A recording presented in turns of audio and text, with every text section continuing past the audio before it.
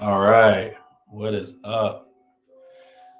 Um, we got live tonight. Want to thank you guys for hopping on.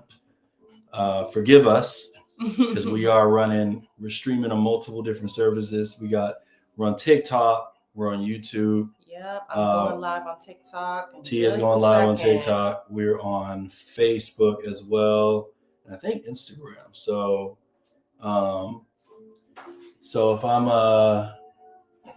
we're kind of like initially. There we go. We got good sound on Facebook as well. All right, cool. Enough for me. All right. All right. Oh, people are on. Hey, I don't know. How do we see the comments? I think it's just us right here. Yeah, but people are coming in. Okay. No, I'm saying if they say comments, how do we see their comments? Oh, Do I need to? Because I want to be able to respond if people are asking questions. Yeah, so we got comments here. Oh, okay, perfect. So, yeah, I'm gonna post this. All right. So we want to thank you for hopping on our. If you're on TikTok, Instagram, we're doing a live feed. Where Tia and I are going to share our story, and so we'll kind of get all. I have notes because we wanted to make sure that we can everything we're talking about, we can make it clear as possible, and also we follow a structure so you can understand, because it was a lot that happened in the last 9 months. Yeah, well, August, September, October, January, February, March, April. Yeah, almost 9 months. Almost 9 months we started this journey. So posted in one more group, and then you guys have my full attention.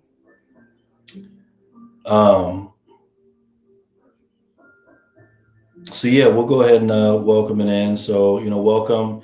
My name is DeShazer. This is Tia, and we we've been married for 8 years as of last month.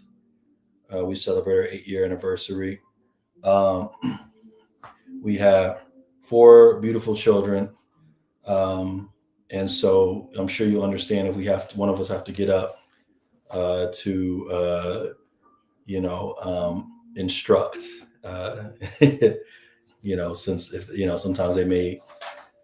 Well, at least the littles may get a little rowdy, but yeah, we got 4 children. Our 10-month-old, or is he 11 months now? Yep, he's 11 Angel, months. He's 11 months. Israel's 2. Israel and Angel are about to be they have their birthday next month, so they'll both be getting a year older. And then we have Genesis, who is 7, and Ava, who just turned 9 last week. Last week. Yeah. So I'm from Atlanta, Georgia. Tia's from Colorado. Although I always joke, she likes to claim that she's from Atlanta. I'm from Atlanta. I don't remember a lot about Colorado. I mean, I do, but I was 13, so when I moved to Atlanta, so I feel like I'm from there. I mean, I never really drove in Colorado like that, so Anyway, so she's from Colorado, and I take my camera over. And we met in Atlanta. We both worked for the airlines, and we met from Atlanta. Got to travel together too a little bit time that we were there, and so. But anyway, we got married, had 4 kids, and we love family. We're very family oriented. Society pushes us to do things outside of the family, but we traveled in a fifth wheel, a travel trailer for quite some time, going from full time for about a year, going to different campsites and just being with ourselves. So we definitely enjoy being with each other and just exploring and adventuring and stuff, and the kids love it too. So but yeah, is there anything you want to say for the no, I got a few moms that I wanted to make sure on this. I just want to make sure that they have the opportunity to. Well, while she does that, then just for those of you who know, no, it's cool. So just for those of you who know, this is the FatherNet project. So this is, when I created the FatherNet project, this was to be in support of dads, fathers who their child was diagnosed with cancer, and they had to be the pillar of strength for their children and their family, but did not really necessarily have the support themselves. And we'll kind of go into it as we continue this journey, but there's not a lot of support out there for fathers. There's support out there for the family, for the moms, and for the child, obviously, because there's a Lotus event you have that they do for moms, but there's nothing for fathers really. And so what I've done was I've created a community for fathers who experienced the same thing I did, didn't have anyone to turn to, and I create resources. I've worked with the community to create a lot of opportunities. None I'll get into right now, but a lot of professionals in the area who are into, healing, in a holistic way, have come together to support this cause. And so anyone's welcome to listening, whether you're a father, a caregiver, a mother, a grandparent, whatever the case may be. Information shared on here will be valuable for anyone who's going through, experiencing childhood cancer, child going through cancer. So, but yeah, we want to thank everybody for coming in, and the purpose is this, like I said, is to share information. We're gonna. I told Tia we're the whistleblowers, so we're gonna blow the whistle on what it's like to go through this with your child. When they're dealing with something as serious as this. No, because no one really talks about it. People talk about the ending of their cancer journey, whether their child was healed or not healed, or healed in heaven. Let me correct myself and say that they were healed in heaven. But a lot of people don't share their story, and we wanted to share our story with people, for one, to inspire, because there was a lot of moments that really inspired us in our own strength and the things that we were able to do, despite receiving some very heavy news that, pretty much no parent wants to hear. And so we want to inspire, but we also want to inform, so that that you're not alone, or that you can understand that even if you're not dealing with a cancer diagnosis in your family and you just stumbled across this live, that whatever that giant is in your life, that you can conquer it. And so those are the two things we kind of want to do with this live. And, hopefully we'll be able to do this a little bit more often, so that we can show up for you guys and support you. Yeah. Us is together, because I have a lot of expectations for what I want, even this broadcast here today, for how I would like this to look like. And so let's just go into it. Before we do, we want to do a disclaimer. I was in a conversation with someone the other day, and I was inviting them to be a part of this, and because their son was battling with cancer and overcame it. Son is older now, but even to this day, they said they're still very sensitive about it, and I completely understand, because this is a very traumatic experience for anybody. It's one thing if it's another adult, but for those of you whose child was diagnosed with cancer, that is trauma. That is trauma, and I would even dare to say that I can give someone even PTSD, considering the severity of it. A lot of, and that's something that we want to talk about too, is a lot of parents, they may think that they have anxiety, but they actually have PTSD. And so these are things that we want to talk about. I do want to give a disclaimer before we go into everything, and say that we are not medical professionals. I do work in the holistic health field, but I am not a doctor. So any advice that I give is strictly from my own experience, and any advice that we give as far as like mindset and different things like that are also things that we personally experience. Yeah. So we want to get that because even though we've worked hard to have a smile on our face during the process, but that doesn't mean we weren't going through it. So I don't want to say that because trust me, trust me, we know. Yeah. So let's start out with our personal story. This one is going to be a little vulnerable for me because you know the stigma of being a man and having to hold it all together. I did not do that when we were first diagnosed. So I guess we could start out with what we noticed. I remember like it was yesterday. I was sitting in an office getting some work done. Yeah, well, let's start before that day we went to the doctor.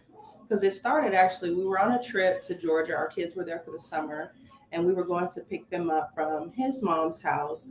And our son had been constipated most of the time that we were there, and we were there for about 7 days.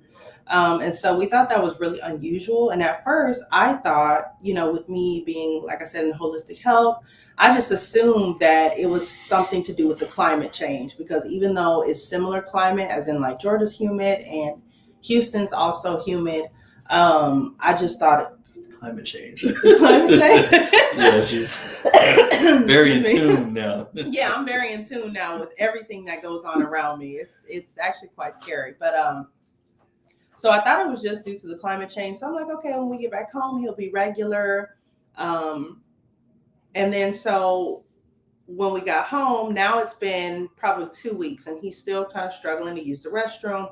I'm doing everything I know holistically to kind of get things going, and nothing's working. So I brought him, the baby. Oh, well, he's not a baby now, but at the time he was a baby. I brought him into the office, and then you can tell him what from there. Yeah, she was like, your story. Yeah, she was like, there's a big. She was like, do you know what's wrong with his stomach? Like, look at it. She was telling me, look at his stomach. It was like a big bulging, thing on his stomach. I'm just like, yeah, that's weird. So, we were like, okay, when we go get the girls, pick them up from school, we'll go take them to Texas Children's Hospital to the emergency room to figure out what it is. Because we really thought it was constipation. Yeah, we thought it was maybe a bowel obstruction, because it kind of, it puffed up out of nowhere. And I remember him kind of like stumbling, falling. And, so I don't know if that caused the swelling in his stomach. But I thought maybe he had a bowel obstruction because he wasn't, using the restroom normally and things like that. So our first thought was not what we received. Yeah. So we went to the Texas Children, and we went to go to get them looked out. Long waiting there, so we were there for probably 5-6 hours in total, just because it was so many people. They were just backed up. Mm-hmm. But so he went through X-ray, was it an MRI, and they had to go through a few things to figure out what it was, because they said that it could have been, they saw some bowel in there, but they said it was a little weird. So long story short, we had got all these scans. Finally, we were waiting in the room, and they finally got the result back. And when they walked into the room, what made me, because we had talked about it too. We had said, "Do you think it's a tumor?" Like we were like, "Let's not, get negative." But we were like just thinking about every possible thing, just because we want to try to figure it out. And so, anyway, when they came in to let us know the results, they had gifts. Yeah, they came in with a big white bag full of toys. Yeah, and that in that moment, I think we looked at each other and we just knew that something had shifted. Mm-hmm. And we knew in that moment, we didn't know what they were going to say, but we knew that our life would be changed forever. Yeah. So. Yeah. That was the beginning of that. And, so Tia, she, we were making she made a phone call to either her mom or my mom or one of the two. And she was, feeling it. I mean, I was just, Yeah, he left out the room. Yeah, I had to leave out the room. I'm not going to lie to you. Yeah, he left out the room. But I knew, because we're very in tune with each other. And I just kind of knew, that he had to process things in a way that was fitting for him in that moment. Because this is our first son, as a father. Obviously you love all your children, but that was your first son. Yeah, and we know? do our jobs to keep them safe Mm-hmm. as parents, and so when you find out something like this that you had no control over, that's that's the Mm-hmm. fear, Right. that's the pain point right there. We don't have any control over what's going on like that. And so I called a friend, and I was just crying on the phone, just like, man, just I'm not gonna reenact it, but Yeah. but I was just so confused. I was confused. I didn't know what to think. Mm-hmm. You know, and so it was just yeah, it was a lot. And so that was my initial response was just just in shock, and so I don't remember we immediately when something like this happens, they take him to the hospital. Right. You are now in the care of the hospital. So they told me to go. You're not going home. Yeah, they told me to go in the hospital. Tia went back to go get some clothes and as much as she could. Obviously, she's frantic too because now she has to think and find things and get to the hospital. And so it went from there, going in there, I think it was constipation, us being in the hospital for 2 weeks. Yeah, 2 weeks. Yeah, 2 weeks. Couldn't even shave my head right, just because it was like I didn't have any proper, we didn't grab any toiletry and stuff, and the hospital stuff can be pretty up there in price. So, this is kind of one of the reasons why I started the FatherNet project is to provide assistance for fathers in this situation, to make sure that they have what they need to stay strong for their family. And so, because that's how it was for me. That's where it was born. Is just just really just kind of not being able to, like, I'm caring for them, but I wasn't taking care of myself. Mm-hmm. And so, the early struggles. You want to talk about the early struggles in balancing emotion and work at home, because immediately, you still got work, you still have life outside the hospital. Yeah, you still have life outside the hospital, and so there was a lot of adjustments that needed to happen. So first things first, as soon as we were in the hospital, the first 2 weeks, we really were just kind of in survival mode. You're stepping into a different version of yourself you've never seen before, because all these thoughts are flooding in your head. You're so caught up in the unknown. When you get a cancer diagnosis, the movies only show death. They don't show life in a lot of the movies. So that was like our immediate reaction was, oh my God, what's going to happen? What does this mean?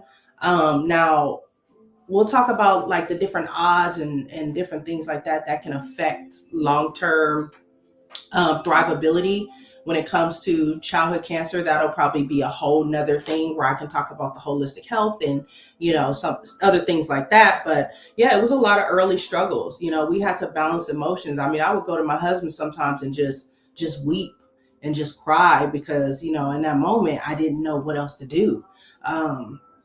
And so, so we had to balance work life.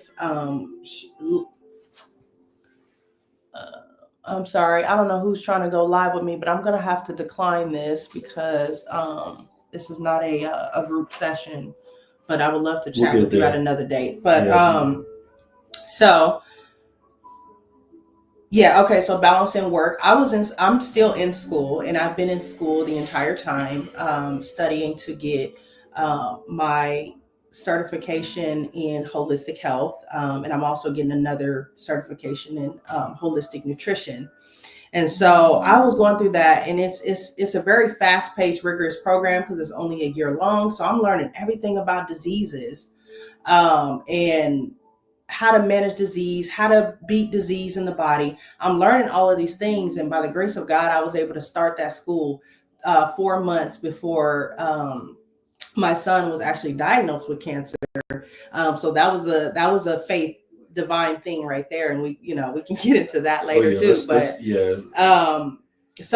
had to learn to balance. Now I'm in the hospital and doing schoolwork, and I could have quit school, but I felt something telling me to stay in this program so that I can use everything that I learned to be able to help him to thrive, because I've already been in the program for 3 or 4 months. So I knew that what I was learning was going to be useful. It was a lot of struggles. Home life was different. We have to do certain things, like as far as diaper changes, we have to use gloves in order to change his diaper. And so it was a lot of adjustments. You know, we can't really have visitors at the house. We weren't able to really go to normal places that we would go to.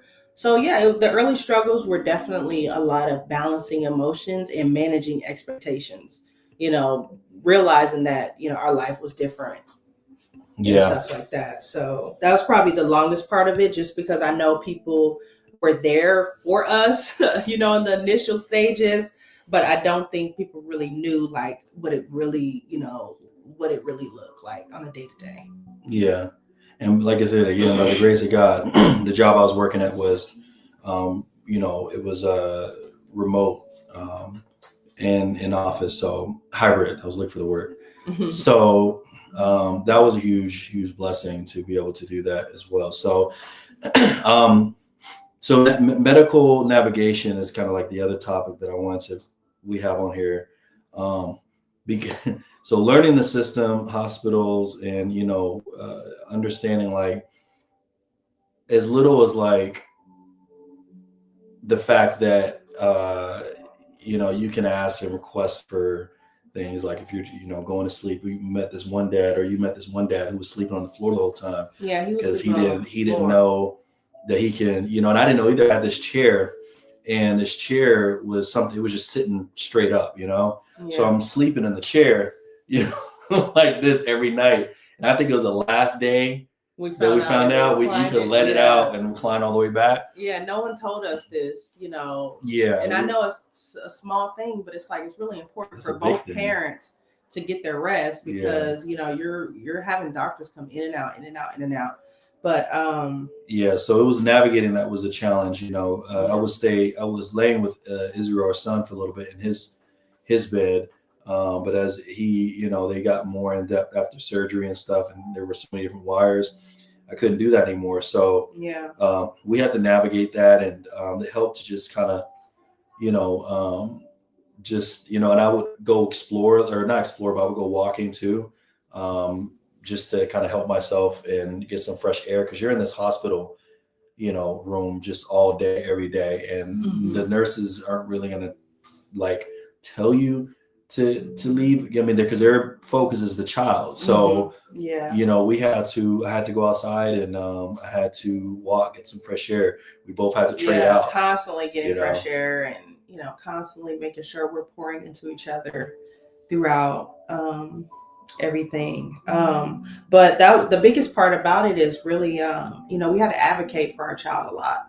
You know, we had to ask questions, because a lot of the doctors, they've done this for years, or they're considered experts in it. Our doctor that we have, I won't say her name on here because she's still his doctor.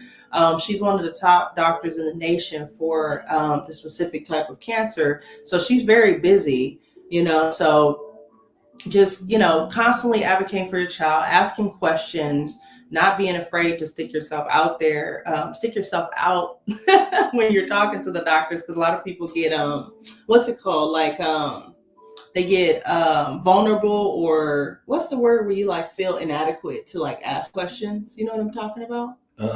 Yeah, well, basically, like a lot of parents feel inadequate to like speak with the doctors and stuff like that. So it's important for you to put your pride aside and don't be afraid to ask whatever questions you need to ask to be able to advocate for your child. Yeah, definitely don't be afraid. Right. Nobody's, you know, about to get mad unless, you know, I don't know, you tell them like, I had to whoop my child the other day, because, you know, then they may.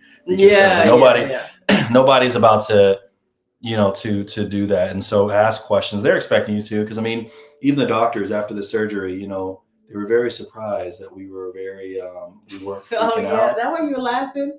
Huh? Is that why you're laughing? You were thinking about that just a second ago? No. Oh. But anyway. No. I was laughing because she said, I don't want to say the name of the doctor, but she's the top doctor in the world. I was like, to me, she's the top doctor in the world to me. So that's why I laughed. I was like, yeah, they could think of it. But no, but that was, it was, I mean, it's funny now, but the doctors just, I guess we were so, how do you put it? Just kind of, I don't want to say calm, but just like we weren't expressing ourselves the way people expected. Yeah, you know? And so the doctors kept coming in and asking us like, you know what's going on? Like, are you sure you understand the magnitude of what's happening? We're like, yeah, we understand.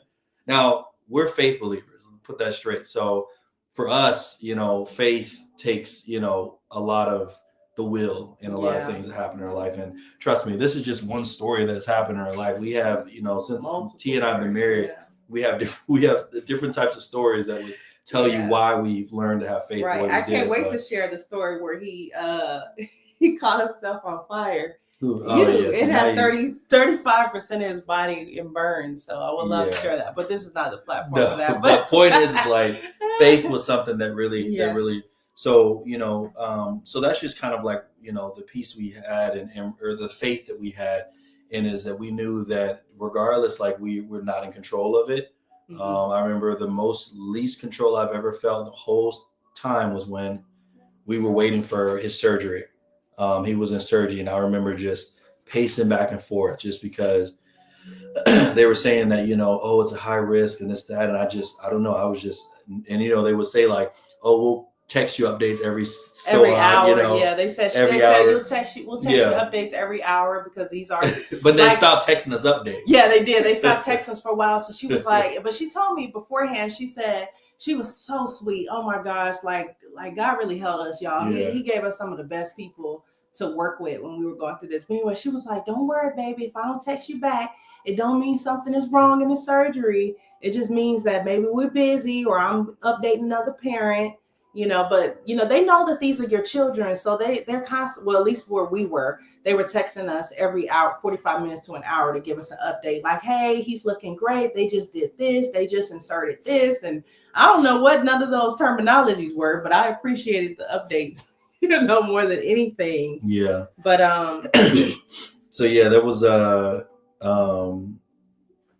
we kind of went off topic a little bit, but just a little bit. But it's okay because I felt like that was necessary. It was necessary. We may go on the rants. Like I said, when a lot of stuff happens like this, you tend to have some leakage.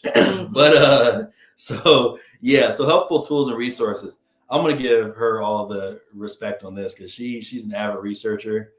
She went to town on researching any type of assistance and I was immediately one of those little I'm the kind of person where because I'm part of a lot of networking groups, so I immediately asked in my networking group, we've had a lot of support from them, but she went to town on Google and found an amazing organization called Candlelighters, which I'll let you talk more about it, but when I tell you, like, they came through. I just went to an event. I got to meet some of the volunteers, and I just had to walk up and say, like, thank you, because it was them a part of the bigger picture that really helped us with parking and just so many different resources. But I'll let you. So it was really helpful to, find as many resources as possible, because when you're doing this type of journey that feels bigger than you, you have to have people that have things that are bigger than you, right? So you want to get plugged in with organizations that support cancer families. I registered for a lot of care packages. I started a GoFundMe. There's lots of organizations. Like, there's even an organization that I went through that gives you 2 free home cleaning sessions for cancer families. So I signed up with that. They also have another one that will send your child an iPad to be able to stay connected to school and different things like that. Because oftentimes when your child is diagnosed with cancer, they have to be pulled from daycare or school because their immune system is extremely low. And church, they can't go to church. Well, he goes to church with us, but we make him put on a mask. And sometimes I make him do the N95. And he has to sit with us. He can't go to children's church or anything like that. But so those are a lot of the resources that we use. We're mostly nonprofit organizations, our friends, our family. If you are going through something like this and you're on this call and you're one of those people who is actively dealing with a child battling cancer, you have to let your people take care of you. I can't stress that enough. Like, that is the biggest resource, is the people who are constantly checking in on you. Tell them what you need. I always text some of my cancer mom friends. And I ask them, what do you need this week? Do you need me to just pray for you? Do you need me to be there for you? Do you need me to spend an hour with you on the phone? So sometimes the tools are just, other people. That's perfect. That goes into community too. Yeah. Isolation versus connection I have here, because when I first got out of the hotel, The hotel. I called it the hotel because it felt like a hotel. Everybody was coming. I kept calling it the hotel. Can we get you a towel? Yeah, what I can we kept do calling it for hotel. you? To this day, I call it a hotel. Oh, they definitely spoiled us. But the hospital, you know, when I got back from the hospital, that first 2 weeks after we were there, the initial diagnosis, I got home. I got sick because you're around all these, you know, people and stuff, and I just went through a major depression. I was just depressed. Like it literally felt like the world was just dark. And I just remember laying in my bed, just thinking to myself, you know, like I'm not depressed where I feel like, you know, I'm going to hurt myself. We weren't clinically depressed. Let's say but that. It was like I was laying there. Right? Yeah, exactly. I was laying in my bed, just thinking to myself, I just was unmotivated. That's a good way to explain it. Yeah, we were unmotivated. We felt defeated. You know, we felt like this cancer diagnosis was bigger than us, that it was something that, you know, it was going to take a mountain of energy to be able to just muster each day. So yeah, I think we both kind of like were spiritually depressed. Like we just didn't know where it was going to go. Yeah, and I'll actually get into what we were doing, the fast and stuff. But we were. Yeah, so, you know, I really could have, you know, in the flyer, I put this like third or something like that for finding a community. But you really like, as soon as you do, and I know it's hard, but as soon as something like this happens, I say immediately find a community that understands, because, you know, I have here too, you know, support system, family, friends, and, a lot of times like maybe your family doesn't really like understand it. You know, so all they can do is like tell you, you know, oh, it's gonna be okay, or maybe ask you questions based off their concern. But when you're part of a community who understands, it just kind of makes you feel more genuine. Yeah. You know, you feel like you're not alone when you're going through this. And there's an amazing community on Facebook that Tia joined specifically for Wilms tumor, which was the particular kidney cancer that our son had. But it was a Wilms tumor Facebook page, support group. And that was really, it was inspiring to hear some stories of people getting better, you know, and so. And sometimes your community will find you. When you're going through something so heavy, sometimes your community will find you. When I was posting in a Facebook group, I was looking for a wagon, because wagons really help cancer families, because you're oftentimes, depending on what type of treatment you're doing. For us, we were doing 5 days in the hospital every 3 weeks.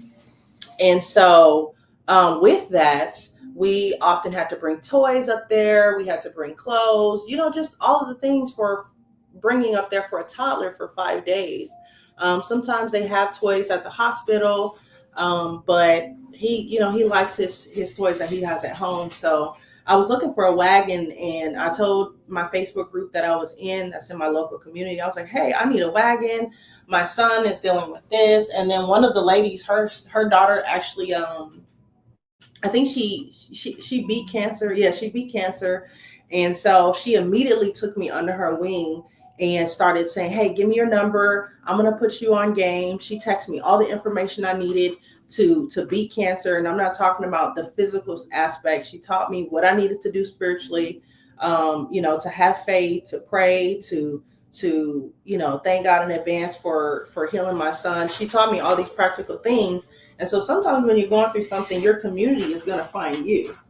People are going to reach out to you who may feel drawn to you, or who are going through the same thing that you can share your journey with. You never have to go through anything alone, because, you know, I can get into some other reasons why we should do things alone, but you definitely don't want to be isolating, and you want to lean on your people, because sometimes the family dynamics change and you need some outside support, someone outside your home, but who's going through the same thing. Mm-hmm.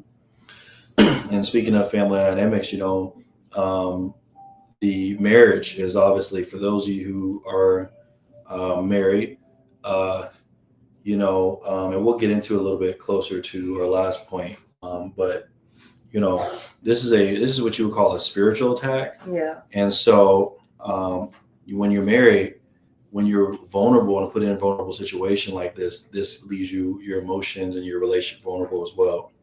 And, you know, I think that there was times that we had no energy for each other. No energy. No energy, you know, no energy to pour into each other, to give to each other. We were just exhausted, you know, and a lot of times, especially men, we will kind of like, you know, we can be pretty stoic at times, or at least not act like things bother us, you know, and so we forget to ask or be concerned. And I know there's been times where we may have gotten to a disagreement, an argument, and she had said, well, this happened because I'm stressed about, you know, Israel. And I'm not thinking about it, because in my head, sometimes I'm thinking about like, okay, how can I, you know, like do things and do things now. Yeah, kind of. Yeah, do things now to keep things going. Right. But her thing is like, what can I do? What can I do now that maintains, like, you know? And so when she's maintaining, she's taking care of the house while I'm working. I'm not working, trying to make money. So it's easy for, you know, the man to think about that and say like, you know, and so anyway, we got into that and she has said that. And so just a constant reminder that at the end of the day, like, it's not about what you're going through, or it's not what you're going through is not the problem. That's just the result. You know, the challenge that you're going through is you're dealing with something that's traumatic. And, you know, most of us don't even have time to heal from it because we got to get back to work, get back to the everyday situation. And so when you're not dealing with it, then it's dealing with you. So, and that's just the truth of the matter. Yeah, having a cancer diagnosis in your family will whip your butt. That's for sure. It will whip your tail spiritually, financially, emotionally, all the things. I mean, medical bills piling up. Yeah. But so it's important to communicate, really communicate, and that's something we had to do. You know, we had to communicate, and I'm not talking about just communicate as in like, hey, he has a doctor's appointment this day, or I have this day. I mean, like, communicate what you're really feeling. Like, some days I had to go to him and tell him like, hey, I'm feeling really defeated today. Like I don't know, like, and we both knew what we were going through, obviously, but we had to just kind of know when to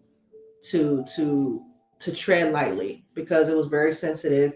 It's both of our child, even though I carried him in my womb, and that is very special and a sacred thing that he won't get to experience, you know, in this lifetime.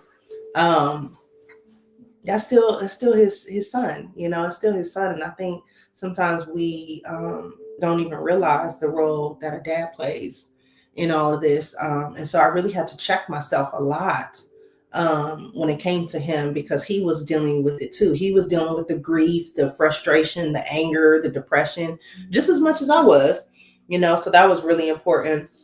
And then our other children, you know, they were impacted too, because we have 4 kids. Our youngest was actually 3 months when our 2-year-old guy diagnosed. Oh, wow, 3 months. He was 3 months old. So he was a newborn. You know, I'm still breastfeeding him in the hospital, and still trying to figure out how to make time for him and not miss his years of development. Yeah. You know, and then my oldest daughter, she was struggling in school at the time. So we were trying to figure out a way that we could still pour into her. And my youngest daughter, you know, she had her own challenges. She was doing exceptionally well in school, but she was not stimulated enough. Like, the teacher said that they were running out of work to give her. So she was just constantly just acting out because she was bored in school, because it was not advanced enough for her. So everybody had their own challenges that they were going through. Yeah. You know, so, and I'm still dealing with postpartum. So I'm having symptoms of postpartum depression while finding out that my other son, you know, was diagnosed. And so we just all over the place emotionally, just trying to stay above water, trying to keep our head down, you know, but that's, we try to keep joy, you know, through all that by like keeping stuff normal. Yeah. Try to as normal as possible, you know? Yeah. And so trying to do that is like, you know, I still would take, you know, we would do these things. Me and the girls would do these daddy-daughter date nights. We go out. It wasn't perfect, as consistent as it was back before all this happened, but we would do these daddy-daughter date nights. And so when this happened, I tried to keep consistent with that, you know, because the challenge is that they're seeing the hospital shower him with all these toys. He's getting all this attention. And they're trying to understand, like, why aren't we getting any toys? Yeah, and one of our daughters even said, like, what did she say? She said, I wish I was in the hospital or something like that. Because she didn't understand. They're 7 and 9. Mm-hmm. And so they didn't really understand why my son was getting all these gifts, why he was getting toys, why were these doctors just being so kind to him. And so we had a lot of, like, strangely enough, some like jealousy with the other kids, Mm-hmm. and it was really interesting because I would have never, it's always the things you don't expect. Mm-hmm. We did not expect our 9-year-old and 7-year-old to be jealous of our 2-year-old dealing with cancer because he was getting toys from all the family members. And kids, they don't understand. They don't literally understand. said they wanted the same thing, so they get that attention. So Mm-hmm. a lot of conversations, healthy conversations that we had to have with them. And we both spent time with them. Even alone, I'll take both of them, do something with them each by themselves, just to make sure that they're still getting that attention that they need. But we wanted to make sure we keep, stuff like that and just be intentional, with things like that. And so, and tell them if they need to talk about it. We never told them, like, don't tell anybody at school what you're going through. Like, we want them to be able to express themselves. And they did. Yeah. They oftentimes would tell us that they were stressed out because they didn't know what was going to happen to their brother. Yeah. And they really had to grow up, all of them. Especially Israel, with him being the one that was diagnosed. But all of our kids had to grow up and do some really adult things, like grasp the concept of cancer and outcomes and faith. They had to pray in a way they've never had to pray before. Before it was like, well, God is good, God is great, amen. Mm-hmm. And now they're praying for their brother to be healed. They're praying for God's victory to come on him. So they all had to grow up. Yeah they did. And they did it, now, and it brought us all closer together. Yeah, and it's unfortunate that something like this happens. But the way that we work is we like to see, the lesson in it all. Yeah, the lesson what we're trying to. So next is just kind of just a structured routine. So we wanted to create a rhythm and keep that consistent in the house. Like I said, unfortunately, they couldn't do any sports or anything, but we would continue to do like our movie nights. Me and the girls would serve.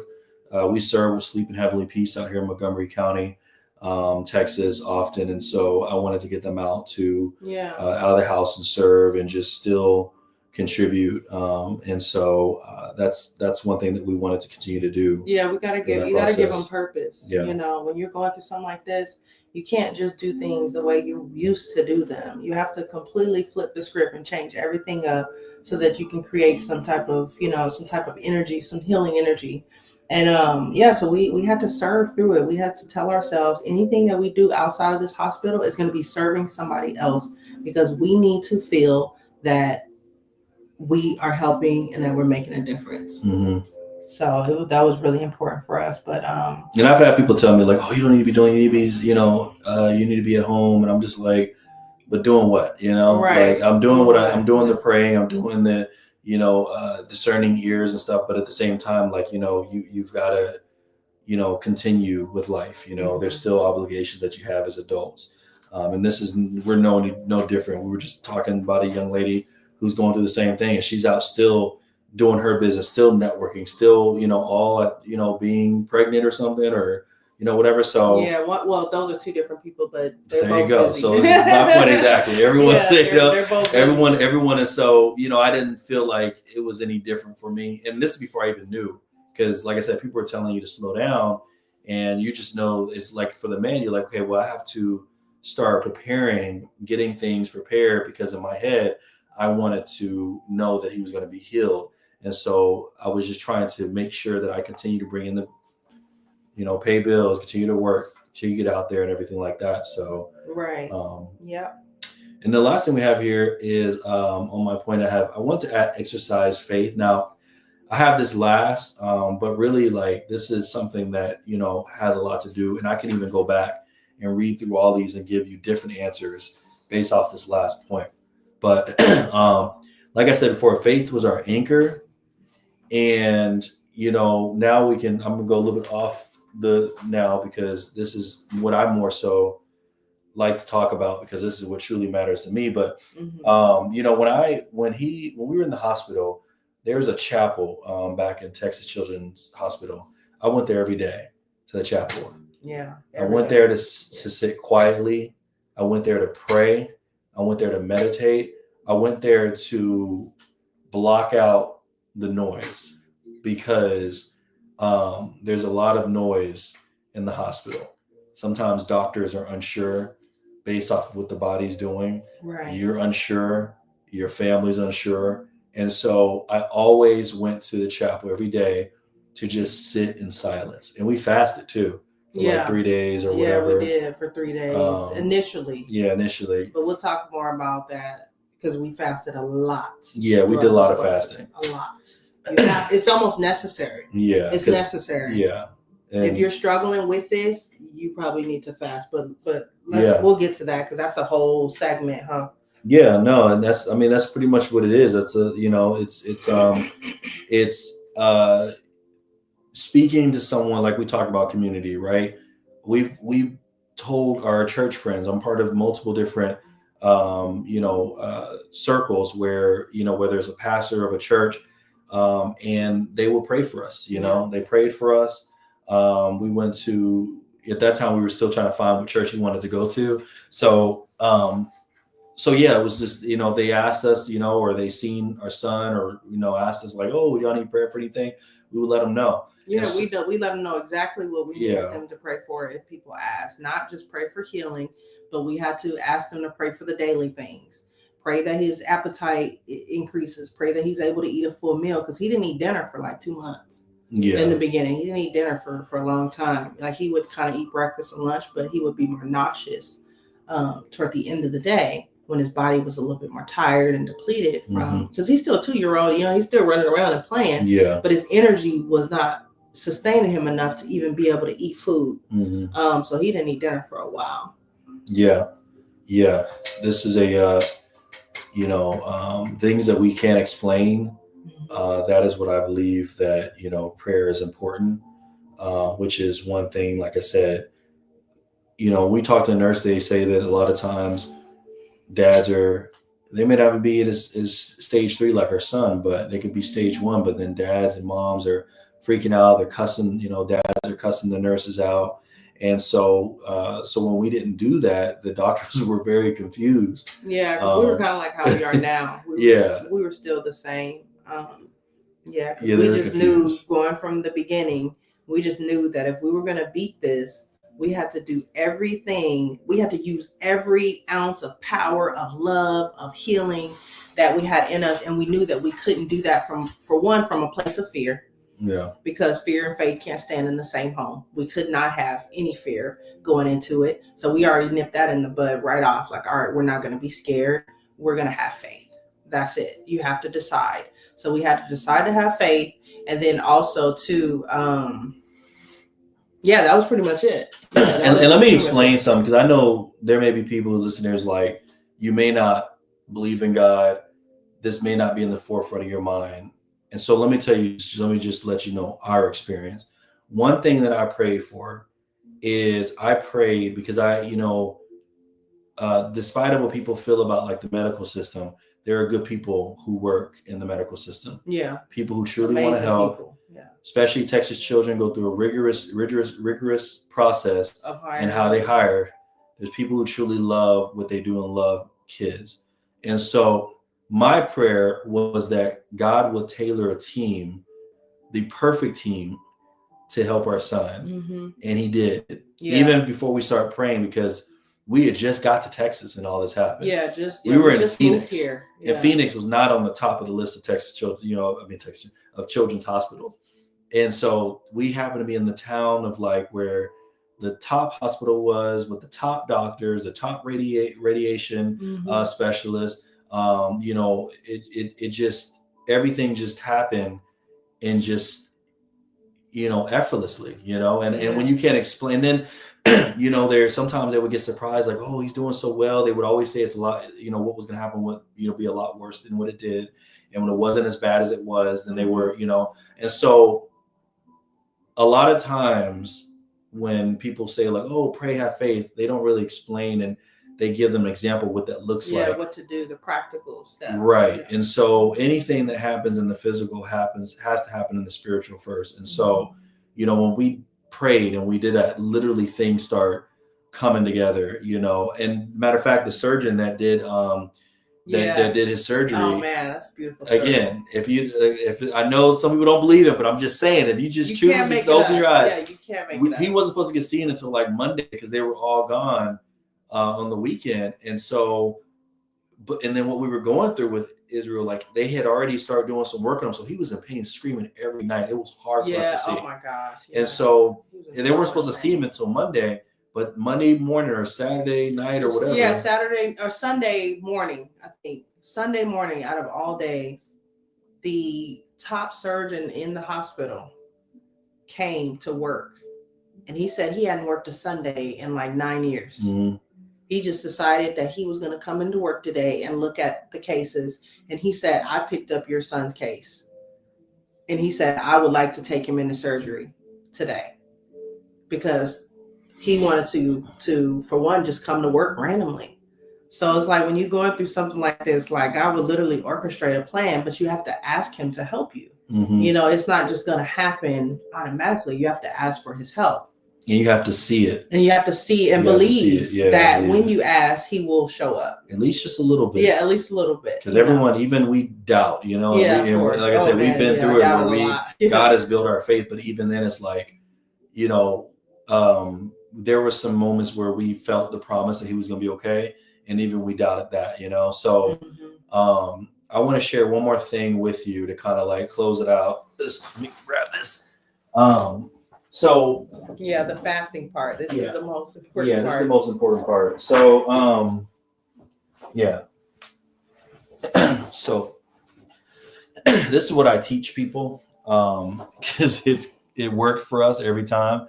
So I'm no gatekeeper. Like I'm gonna let you know all the. Like I said, I'm the whistleblower. Put you on game. Let me put it back here. So we did fast, 3-day fast. 1 day fast. We did different fasts for it. Yeah, just water. By the way, because a lot of people in the comments were asking me like, "Oh, do you just do water?" Yeah, just water. Yeah, on TikTok they were asking.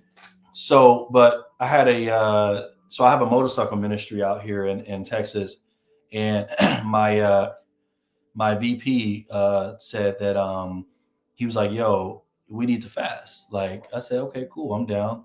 He was like, we need to do 11-day fast. I said, oh, okay. Oh, yeah. I said, oh, what? How many days? We're just like what? Just and sleeps? The most we done together was 5. Huh? Yeah, together. Yeah. So I was like 11 days. Like, ooh. Yeah, and the most I've done in general altogether was like 21 days. But I was younger and it was a long time ago.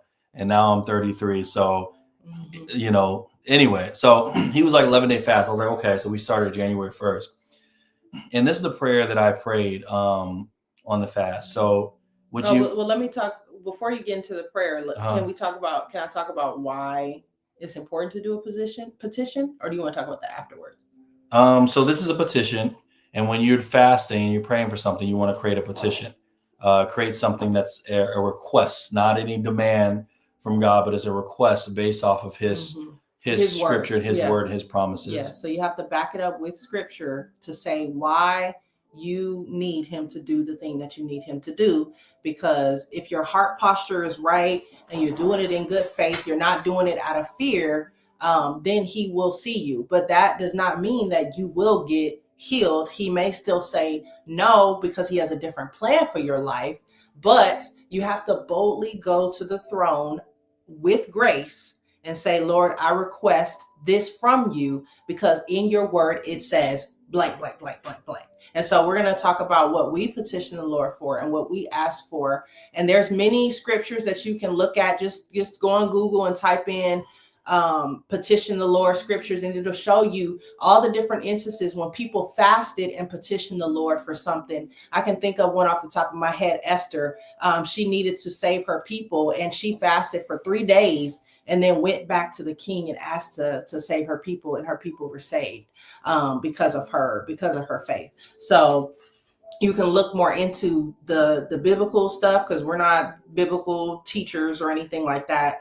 We follow the word for ourselves, and to share the word. But go ahead, babe. You can go into the prayer. So yeah.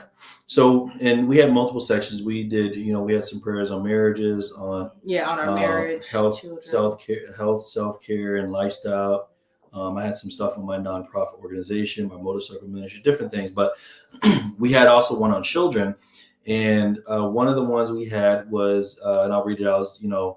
My prayer was to Yahweh was, we earnestly beseech you to complete healing for our beloved son Israel DeShazer from cancer. We declare that faith, as Matthew 19:26 proclaims, with God all things are possible.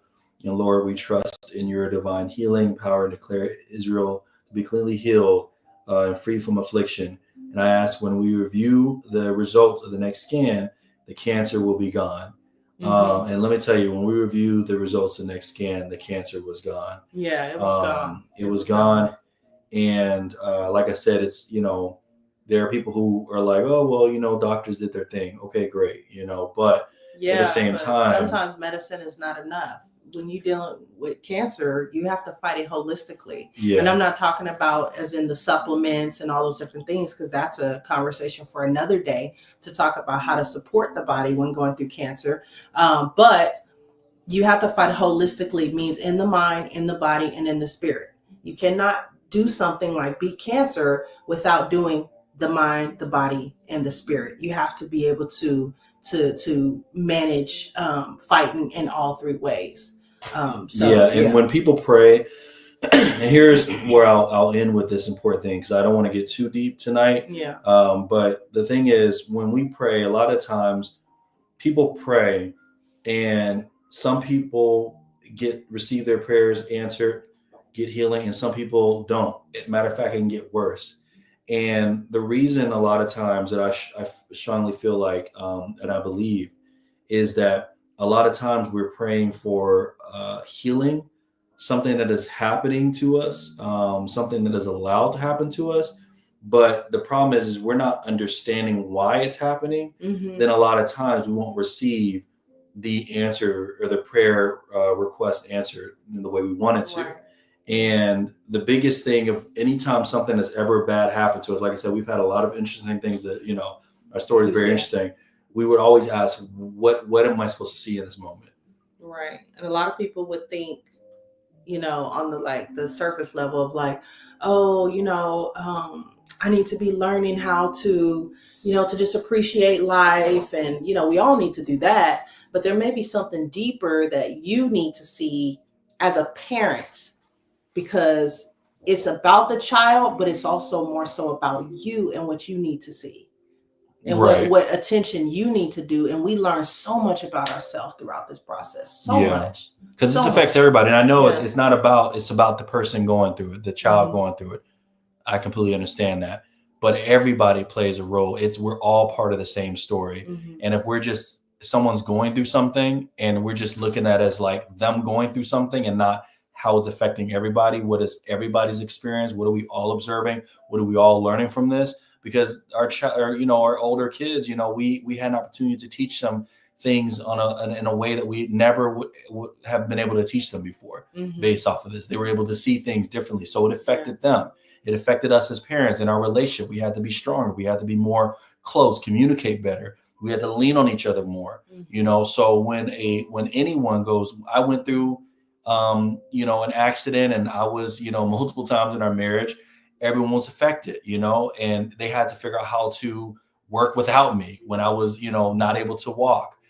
She had things that she was dealing with, and I had to learn, when she was in the military, she got, she was gone for like 2 months. I had to learn how to raise 2 girls almost on my own, Yeah. So everything that happens to one person affects everybody. And so anytime something bad happens like this is just my encouraging thoughts that I want to leave you with before we end this. Anytime something ever happens, I want you to think about, what is it that I need to be seeing in this moment? What is it that God is trying to show me? What is it that I need to take from this? Because if you go through something like this and you don't grow, then unfortunately you won't be prepared when the waves hit again, because they will hit. Yeah. They will hit. Right. We're not expecting negativity necessarily, but we understand that that's the way the world works. And that if you don't learn something in one way, you'll learn it in another way. Because the purpose of us being on earth is to learn, is to receive, is to, to gain wisdom. And so if you don't get the wisdom you need to receive from this instance, it will show up again in another way. So it's important that if you're going through something like this, that you take moments, a lot of moments, to focus on what you need to see in every single moment, because every single thing that happens when you're dealing with a cancer diagnosis, whether good or bad, is going to create the whole picture. So every day we had to ask ourselves, okay, what is he trying to tell us? What is he trying to say? What are we supposed to learn? What are we supposed to do in this moment? And so, yeah, that was really, really helpful in us, getting to that point. And like he said, when you're praying, you can't just pray for healing. You have to pray for understanding and discernment, and pray for I had to pray for spiritual maturity. That was the biggest thing. The biggest game changer was me praying for spiritual maturity, so that I can be able to see this from his eyes and not from my own, so that I can walk and look at this as if I had spiritual eyes on it and not my own eyes. And I was able to approach it a lot differently. I wasn't frantic. I didn't have anxiety anymore. I did doubt, because you are going to doubt. Even if you're just doing everything you need to do spiritually, you're going to doubt, because it gets tough. Things happen. Yeah. And if you are in it, and you just recently your child got diagnosed, what helped me is I leaned on the faith of others. I've heard so many stories where someone overcome cancer, or they overcome this, and I leaned on it. So we want you to lean on these words, lean on our positivity, our energy, the light that we show in it all, because we showed a light to the point where it was confusing the nurse and the surgeons. Yeah, they thought we were crazy. They thought we were crazy. So, they had to keep coming in there and asking us. They said, "Are you sure you know what's going on?" I'm like, "Yes, lady, my son has cancer. I get it." Yeah. But I mean, she didn't say it like that. But I didn't say it like that. But it was getting. That's how I felt. Yeah, that's how I felt. Frustrated, because we knew. We didn't know, but we know that we can't allow ourselves to get distracted with the frustration. And so, but you gotta be tough. Yeah, you do. You gotta be tough, and not in the sense of like suppressing your feelings, but looking at things in the unseen, and looking at the bigger picture. And like you said, leaning on other people's faith, leaning on other people's experience. Know that if somebody else beat this, you can beat it too. And you also, you have to affirm that in your child. You have to constantly teach them how to speak life into their own situation. My son does his affirmations every day. I am strong. I am healthy. I am cancer-free. I live a long and beautiful life. I have beautiful children, because a lot of kids who have cancer aren't able to have children when they get older, because of the radiation and different things like that. So I tell him I have a beautiful wife. I have beautiful children. I'm constantly having him speak life into his own situation. So it wasn't just us doing these things, but I had to teach my son to fight for himself in a way that most 2-year-olds wouldn't have to worry about. But it was important for him to be able to do that. Yeah. So as we kind of like close out today, it's interesting because we wanted to share our story. Yeah. We can go so much deeper and give some very meaningful advice, in which we told ourselves we were just going to share our story and not give advice, but it's hard not to when we're so passionate and wanting to help other people. Right. So it kind of leaks out, but we just want to share our story, but we will come on again, and we will do this again. And what we'll do is, we have people constantly she's been getting a lot of people messaging her, asking her questions on her experience. And so we want to take those questions. We want to answer that, questions that were sent to us, and also live. So if you stream with us again and, you want to ask questions, go to knightsofpatriot.org. That is my I'm the executive director of the nonprofit where we support fathers going through major life transitions. And so if you put your email there on that website, then we'll send you of the next day that we're going to do this. And you can come on live if you're in the middle of this season right now and ask your questions live. Right.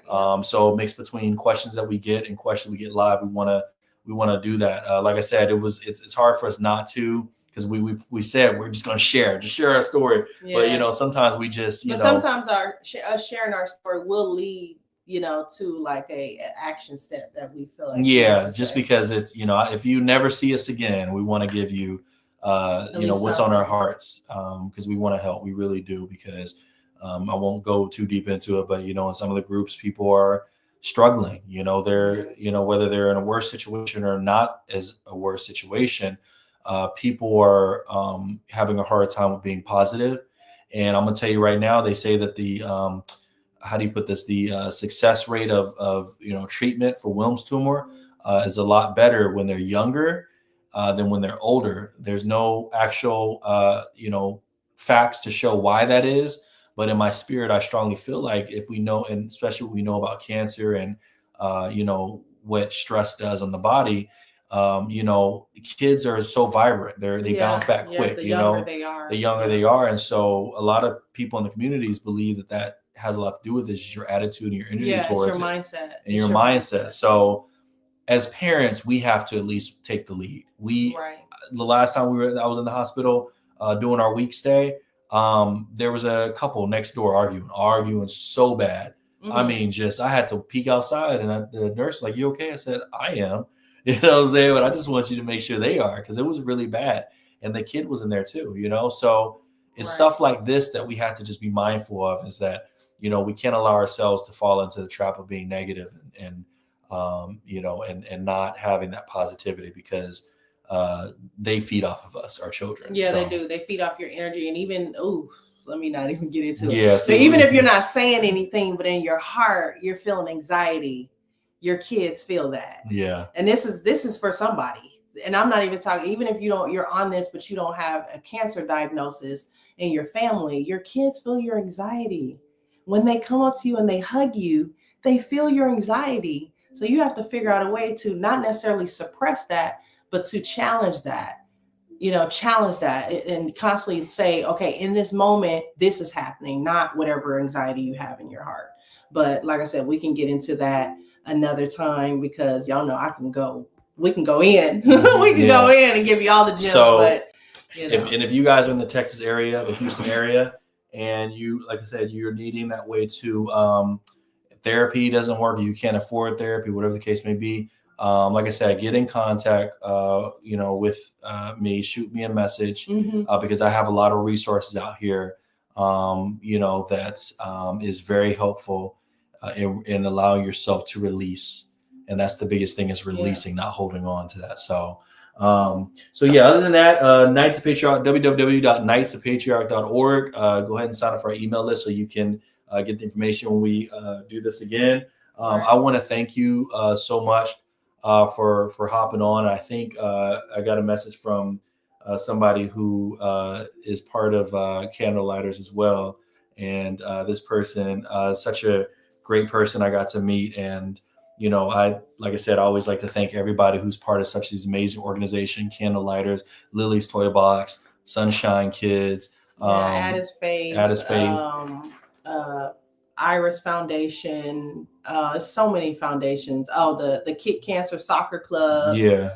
The Kid Cancer Movement is also another. They sent the bag. Yeah, that was a cool bag. I love that bag. They sent them a little jersey with his name on the bag. And stuff. So, but some of these we things, appreciate. I mean, they're just things, but they make them happy. It makes and it makes us feel like we're supported too. Yeah. And so I made sure he had a care package every time he came back from the hospital. Even if it was just like one of the days where we went to a day appointment, I always made sure he had something to open when he came back home. And he loved the toys. Tia, they loved everything, the care packages they gave her. And so that's what I want to do. I want to say, any dads out there, I would love to drop off a care package or something, because it's nothing like having someone, just say that, hey, we're here for you. Right. And so that's what I'm here for you, dads. So if you're married and your husband's not on, but you're on, please share this with him. Or if you're not married, but obviously the father, the child, if he's still around, is still going through it, share this with him as well. Right. We're here for you because fathers, it's called the Fathernet Project. So trust me, it's about us right now, but I also want to make sure that you know that this is about you first. And I want to make sure that you're taken care of. I want to make sure that, you're not doing this alone. And you have all the resources you need to be strong with your family. Because the thing about it is, if you're not strong, you're leaving your family open and vulnerable, and not even just the emotions, but also spiritually as well. So I'm here to make sure that you guys are taken care of, and we're supporting you as you are supporting your family. Right. Yeah. And if you're a dad on here, or your husband is called for more, and he loves being a dad, or he has a heart for other dads, we would love to have you help us to create this vision, and support this organization. We need board members. We need people who want to get involved and who want to help us. We need people in the Houston area to deliver these care packages. And if you ride a motorcycle, even great, because we're going to deliver them on motorcycles too. It's going to be fun. If you ride, contact me. Right. So if you have a heart for dads, or even if you're a woman that has a heart for dads and you want to be a part of what we're doing in the cancer community, send us a message on nightsapatriarch.org, on our Facebook page, our TikTok, wherever you're watching this video. I'm looking everywhere. I'm looking everywhere. But anyways, if you want to get involved, just send us a message. If you can't find us, comment on one of our videos, because I know they got this weird thing where you got to be friends with people and to message them on certain platforms. But just comment on there and say, hey, I want to get involved with the nonprofit. If you want to donate, we have that option available too. We're not really asking for that on here, but we just want people to be a part of it and to inspire, our cancer families, but also show the world what it's like on this side of the world, because this world is different. It's different. It's different. So so that's what we want to share today. We really appreciate y'all. I definitely want to respect your time. And we will be doing this again.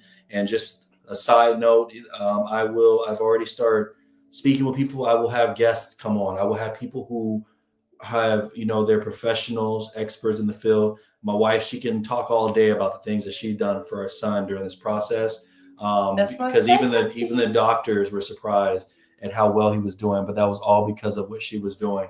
And so I have another lady who wrote a book, who I've asked if she'd come on. She's more than happy. She helps with diet, what's it called? Your food, your dietitian, or someone who. Oh, like a nutritionist? Nutrition, I'm sorry, yeah. So she's a nutritionist. So that's so funny, because I'm going to school for nutrition. Then there you go. So the fact that you didn't know that is I knew it. I just slipped my mind. The word. I'm like, but what a nutritionist is. We have so many people that are willing to share value. So this is just first of many. Once a month we'll be doing these live broadcasts. And so if you, like I said, if you know a doctor, you are a nurse, share this with a father, share this with a family, because we have a lot more to come and a lot of value to share. So again, we thank you so much. And any last words you have? No, because if I start talking, I might not be able to stop. So I might as well just stop here. Hopefully this live can get saved on different platforms. I think it can. So and please invite people to the Fathernet Project. Let's grow this cancer community. I also have a private community for fathers as well, where we can really be vulnerable amongst each other. Even outside of the cancer. Of the cancer stuff. I have one for the cancer specifically, but I do have different groups for fathers as well. So like I said, you don't know, hit me up, message us. My wife and I run the page. We have some board members as well that help. So somebody will relay that information, and we will get back to that, answer some questions on live, and help us guide us what we need to talk about for the next one, and incorporate with all the questions we're going to answer. So other than that, y'all have a great rest of the week, and be blessed. And we are putting all the positive energy towards everyone who's in a tough season right now. Y'all have a blessed rest of the week.